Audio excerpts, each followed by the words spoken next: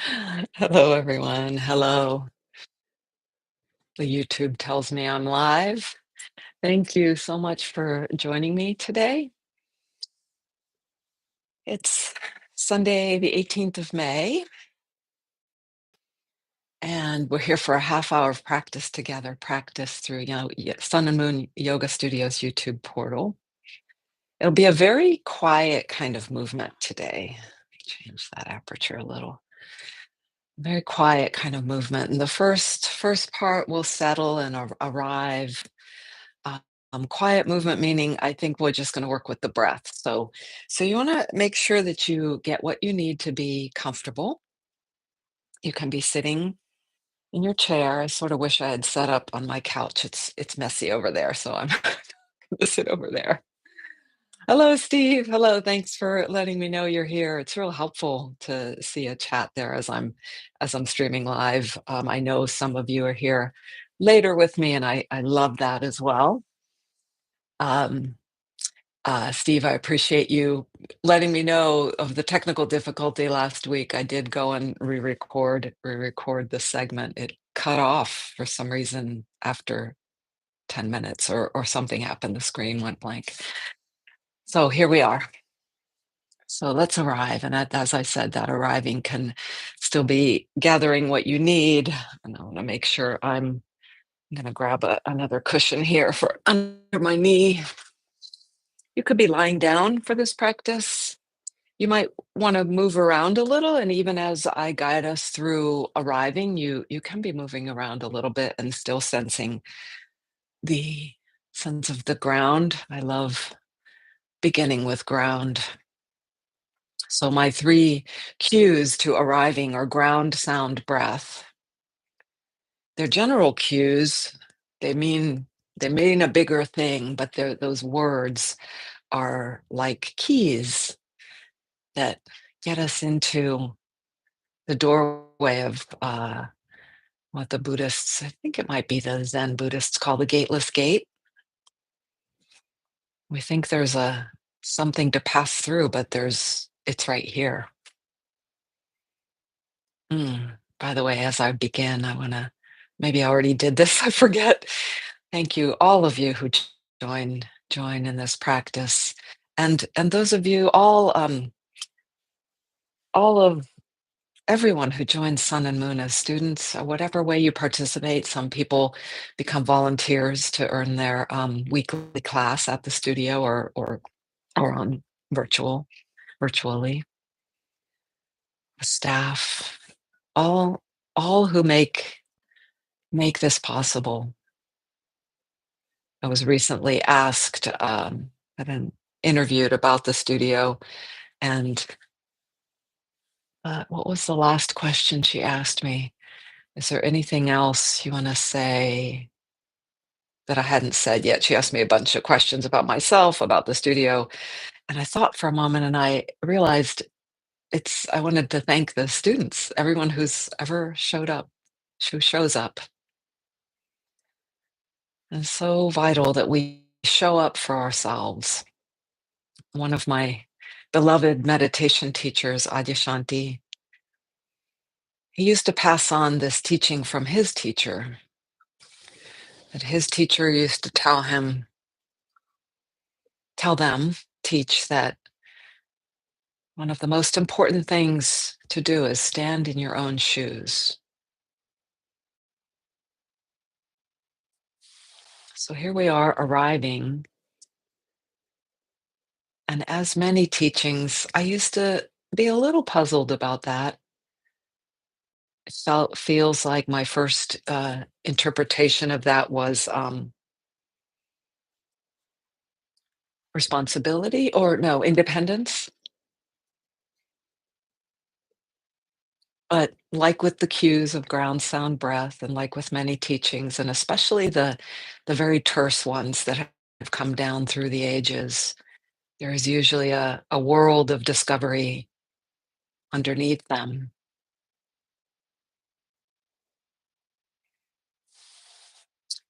Stand in your own shoes, I think, has Now, as I've explored it, it really is related to this showing up for yourself, showing up for your own life. And while that sounds in words kind of simple,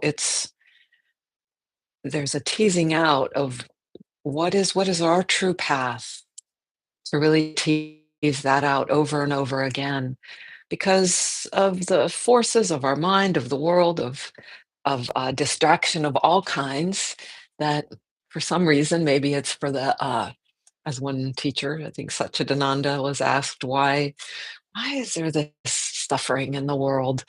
And his answer was, to thicken the plot. This play of the world. Wouldn't be that interesting if it was all just easy. At times we want that. All right, so I'm going on and on. Let's really feel the ground.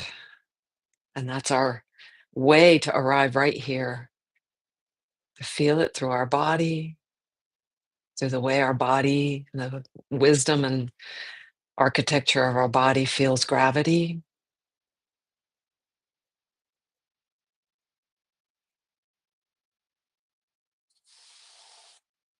And you might even, if you're sitting upright, you might wobble a little. You might be standing. Even if you're lying down, kind of wobble a little. And if you like, you can do more wobbling, as I said earlier. You could be twisting, you could be stretching. As we notice then our breath as well. So, one of the other three pointers,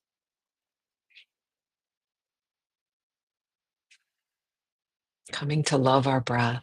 So I've recently heard a nice variation on feeling, sensing, allowing, coming to love this breath. Maybe putting your hands on where you feel the breath in the body and the belly, and the chest. I'm going to choose to bring my hands momentarily or for a little bit to my shoulders, where I'm sensing in my body some discomfort today, some pinching. As we breathe, as we bring our attention this way to this, in some ways not subtle, but in many ways subtle process of life, this breath that ever flows in and out of us.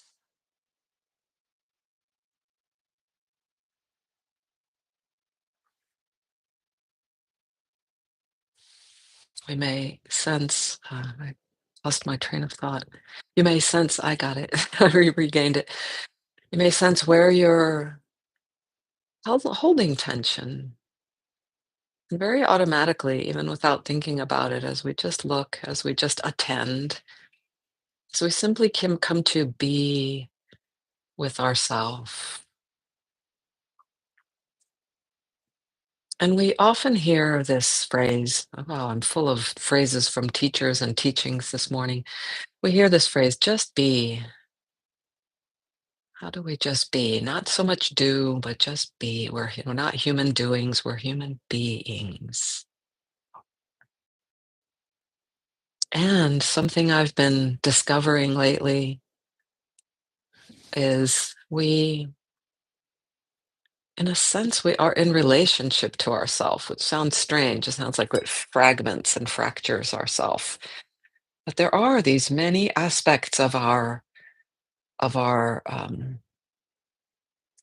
life on this earth. We have a body, we have a mind, in the mind there are many different um, capabilities, memory, dreaming, imagining, compartmentalizing, analyzing, coordinating, planning. And something interesting that there is this part of ourself that can watch ourself. Wondering right now if that's what I call awareness or consciousness. I guess that's awareness. Back to that's the what I differentiate between those two. Awareness is boundless, timeless. It's that sense of yourself that doesn't change, whether you're, as Jackie mentioned last Friday, whether you're 5 years old, whether you're 25, whether you're 85, whether you're in pain, whether you're in joy, that part of yourself, maybe some people would call that your soul or your spirit. And consciousness, I see as the lens. Um, it's what the yogis call chitta, is the lens we see things through. So that's the particular set of experiences and knowledge, and um, it includes our physical capabilities. It's what we see. So, what even if you were sitting right next to me and we were looking out the window, the two of us would have. We may see our experience may be so similar in that moment, but how we see the bird out there and what we think and feel and hear brings such something so different. So ground, breath, and the third one, sound. Maybe closing eyes, and I hear, and I'm hoping this isn't too loud on the recording, is I hear a stream of the vent. I turn the air conditioning on just a little cooler, so the air is flowing. I hear it a little more distant. I hear birds.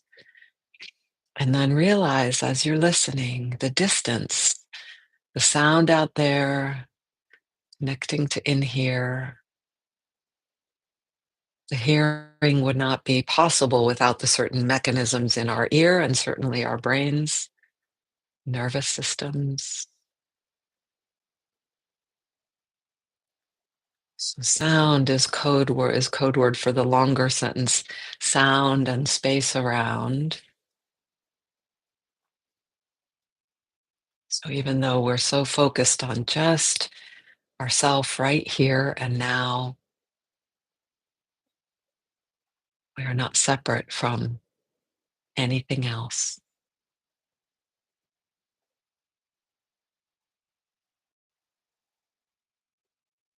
An integral part. Very recently, a couple weeks ago, on a Sunday afternoon, I attended a workshop that Jackie and I used to teach, and now Marjorie and Christine are doing these 4-hour retreats at the studio. It seems strange to have just an afternoon retreat, but it's so rejuvenating. Just those 4 hours together and some practice, led practice and teaching. And one of the ideas mentioned in the beginning was, you're doing this for yourself here. And yourself is not separate from anything else in the universe. So the positive things we do for ourselves will inevitably affect the world around us.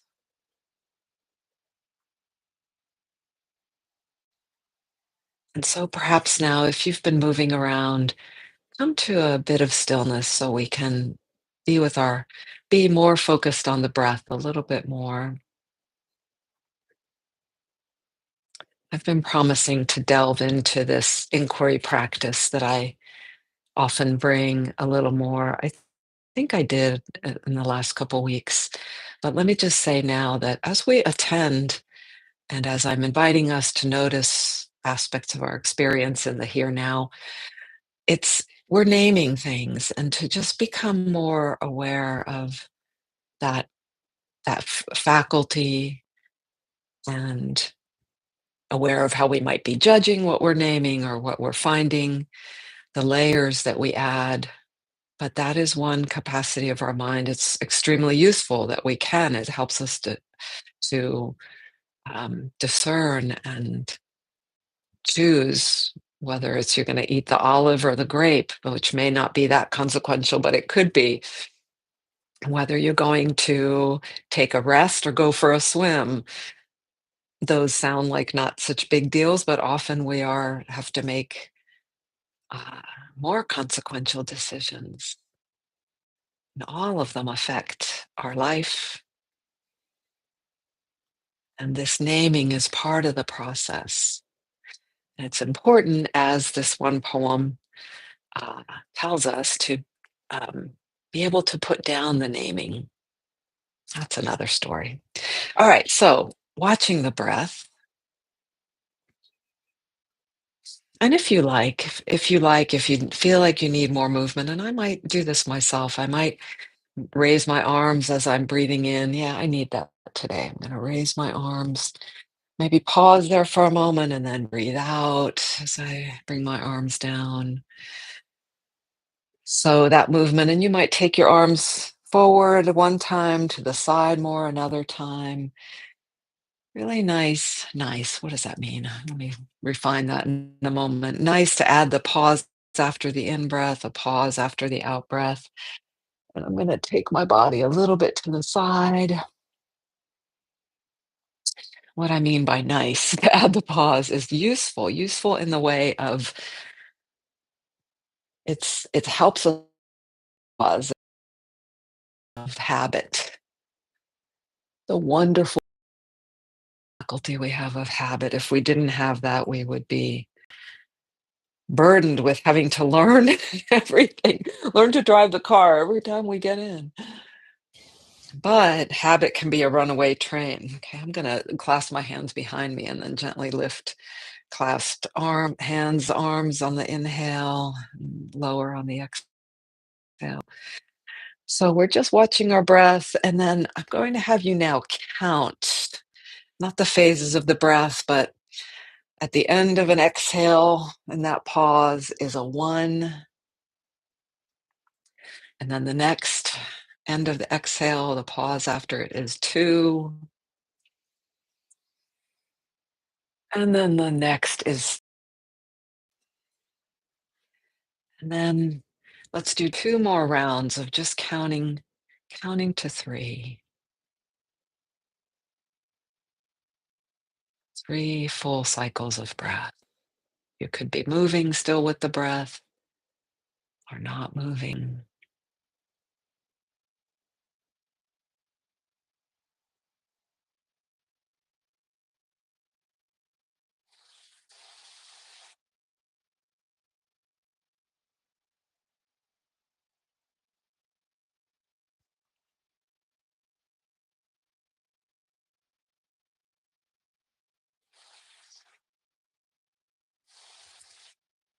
And so we completed many rounds of this full breath, inhale, pause, exhale, pause, but we counted with 3 rounds, 3 times.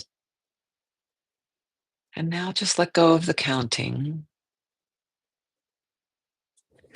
And I'm offering this little practice. I really like to have simple practices in our pockets, in our toolkit, that we can bring to bear anytime.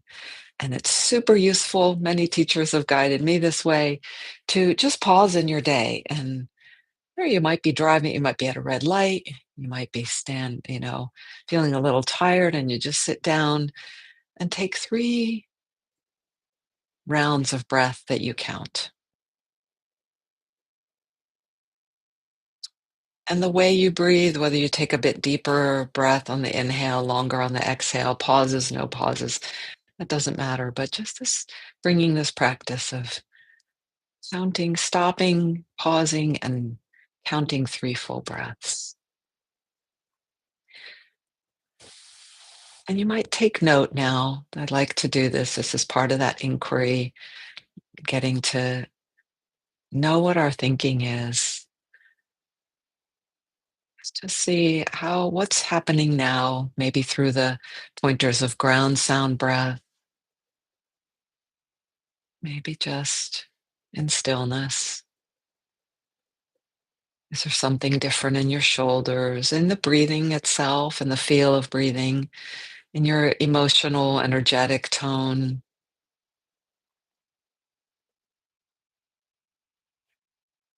in the revving or non-revving of the feel of the mind? Any particular parts of the body that may be speaking to you? And if you're just scanning the body, with that instruction. You might notice things like I just noticed my middle back has just this little bit of gesturing with my hands, this little bit of holding firm. And just notice I said holding firm, but my initial idea was tightness, but holding firm gives me a little different feel. This is really useful to be more and more accurate. And so perhaps you're just primed for stillness, silence, meditation. If you're not, you might just adjust whatever you need.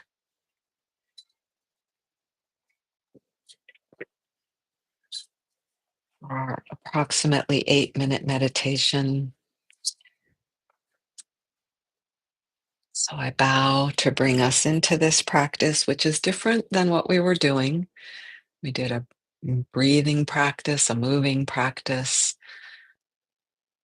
a centering practice, and now we commit to stillness, perhaps just observing our breath. And actually, that counting three breaths is a wonderful tool to bring in if you find yourself really having a hard time focusing your mind in this meditation practice. I'm going to read a poem at the beginning and then hopefully leave us with lots of silence.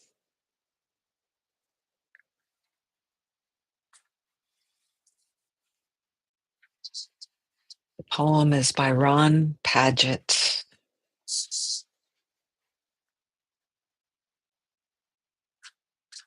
called The Inaction of Shoes. There are many things to be done today, and it's a lovely day to do them in. Each thing a joy to do and a joy to have done. I can tell because of the calm I feel when I think about doing them. I can almost hear them say to me, "Thank you for doing us." And when evening comes, I'll remove my shoes and place them on the floor and think how good they look, sitting, standing there, not doing anything.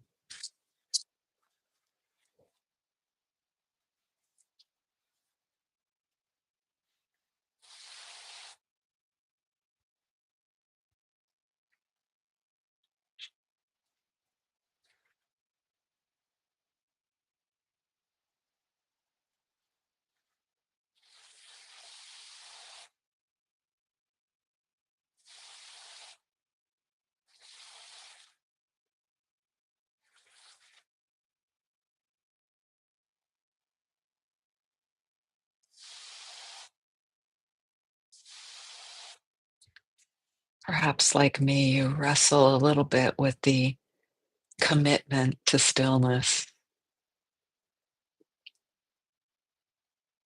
Perhaps we might call it a preference because we're choosing this practice where we put a certain limit on the experience and it allows for something rich to unfold. The limit may feel somewhat challenging to the impulses of the body and the mind.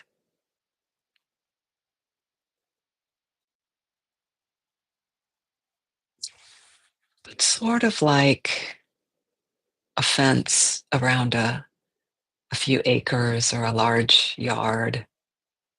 It allows a puppy, perhaps, or a child to play unfettered, uninhibited, but safe.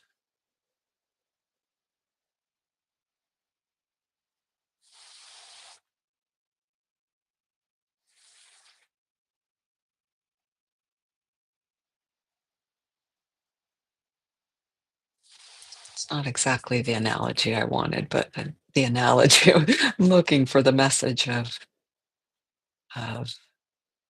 We get to experience something different, something that might would not come up when we allow movement and fidgeting.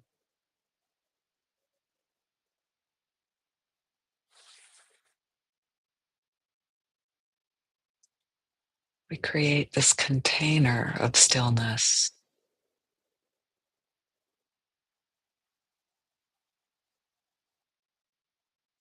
allows us to welcome whatever arises.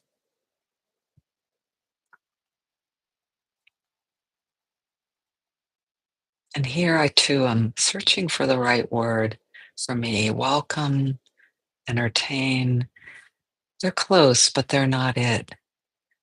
The word I like the best is one my teacher, well, I don't know if we came up with it together as a group or with-nessing, kind of a hybrid of witnessing and being with-nessing.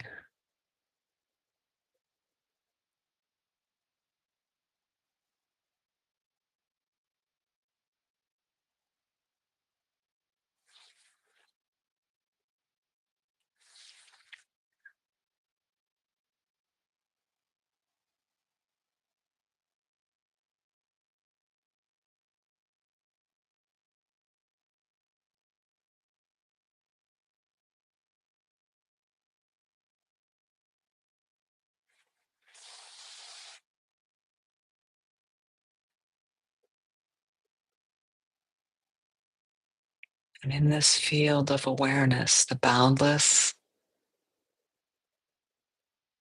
and timeless awareness,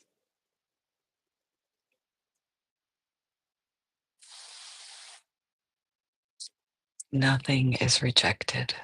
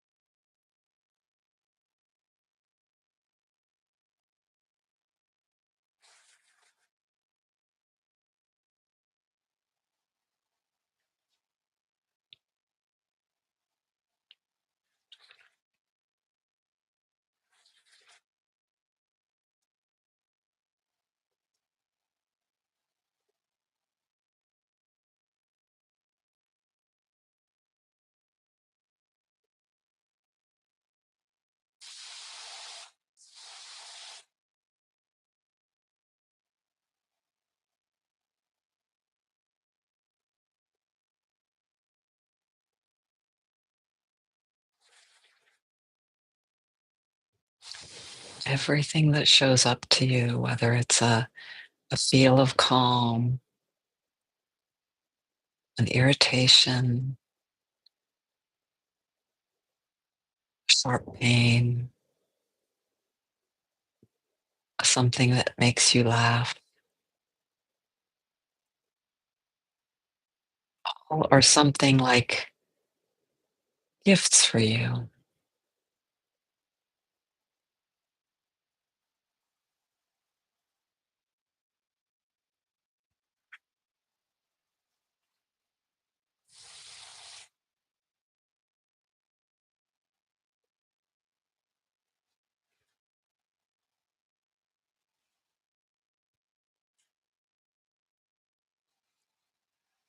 Another couple breaths together in this stillness practice.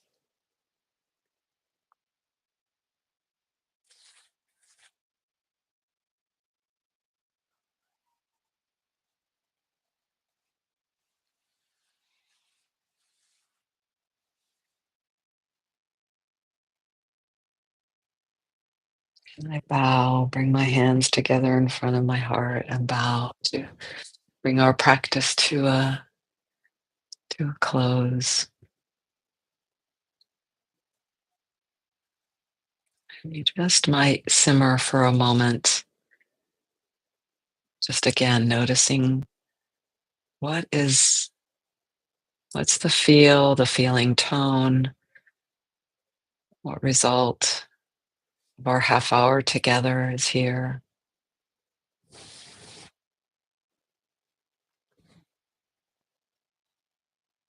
And so the image I posted for this practice, this episode on YouTube was we have these false indigo. They're tall plants that come up quickly a couple weeks ago, and then they get these wonderful bluish purple flowers.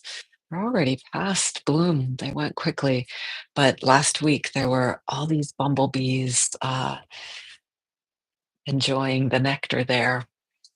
And so I just think about being, BEE or BEING, and this contrast of this busyness of the bee and just being.